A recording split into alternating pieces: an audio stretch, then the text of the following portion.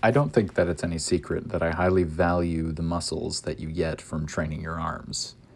I've made videos in the past highlighting exercises and tweaks which I think are particularly effective for helping build them up, but I'd like to bring forward some additional information based on my experiences in the past year and a half or so, which I found helped improve my arm training quite drastically. The first thing I did was I stopped obsessing so much about hitting big volume landmarks. For a long time, I stacked every upper body day or arm day with at least 5 sets of bicep and tricep isolation, and total weekly sets were often about 15 or more.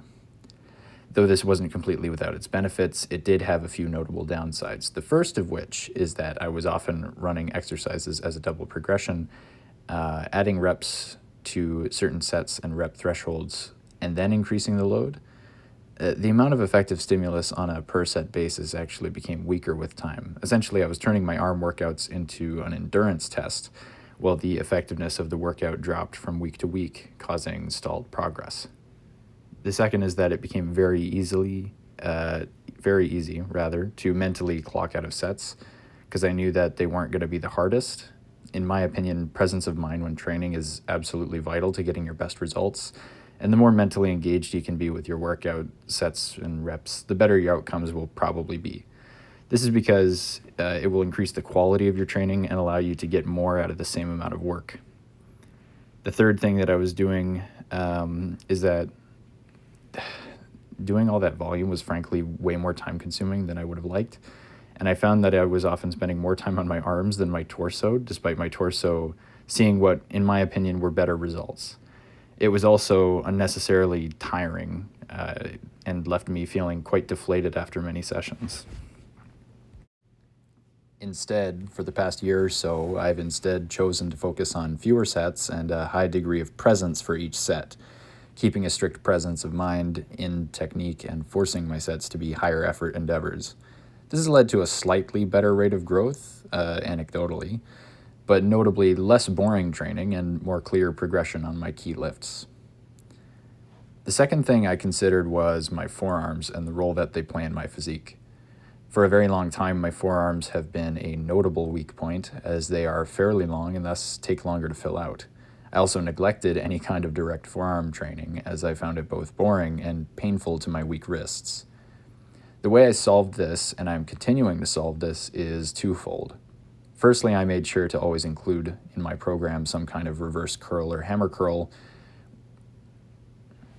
And when I was earlier in my training career, I was so focused on improving upper arm measurement that I focused almost all my efforts into supinated curls for large stretches of time, and this further exacerbated my small and weak forearm problem.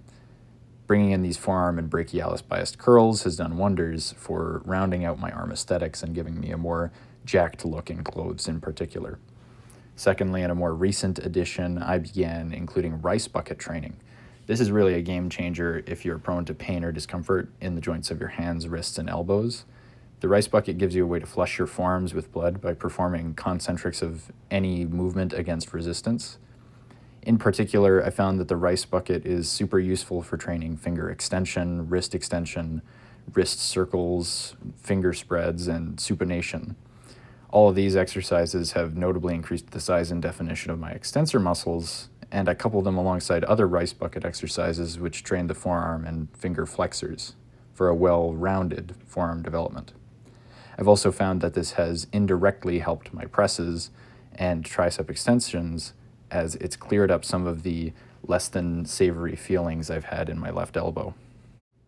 Before moving on to my last point, I'd like to take some time to address the point I made previously about reducing my arm training volume in favor of higher effort.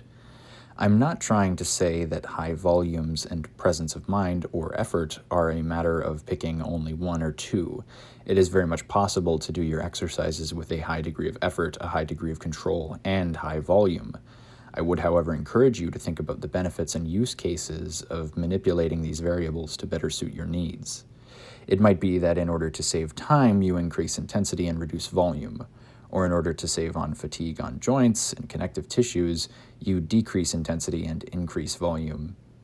It is important to not be dogmatic about what is and what is not supposedly best for muscle growth. We shouldn't only consider the product of a particular style of training, but also its cost.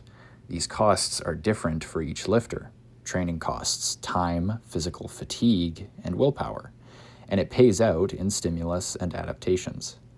Our goal isn't necessarily to get the largest product all the time, but rather our goal can be to get the best value of product for the price we pay by making sure our training is time efficient, not excessively fatiguing for our needs, and fun enough that it doesn't sap all of our willpower. To return to the discussion of arm training, I've made a dedicated effort to develop both the lateral head of my tricep and using more arm-biased compound movements. I remember a couple years back making a video which got very mixed reception when I said that triceps long head training was overrated. And since then I found the methods and exercises which work the best for me to build up these lesser developed areas of the arm, in particular the brachialis and the lateral tricep. Jam presses, dips, close grip bench, fixed skull crushers, neutral grip pull-ups, easy bar rows, these sorts of exercises. To the point where now my lateral tricep and brachialis protrude alongside my side delts in a front relaxed pose. You can never have enough lateral tricep in particular. You should think about it in the same category as the shoulders and lats for building a wide and aesthetic physique, and it's worth dedicating at least an exercise in your training week to it. These have been some of the things I've been focusing on arms-wise to good result. I should have some more videos coming out soon about some more in-depth and theoretical topics, so stay tuned for my thoughts on training. Take care, everybody.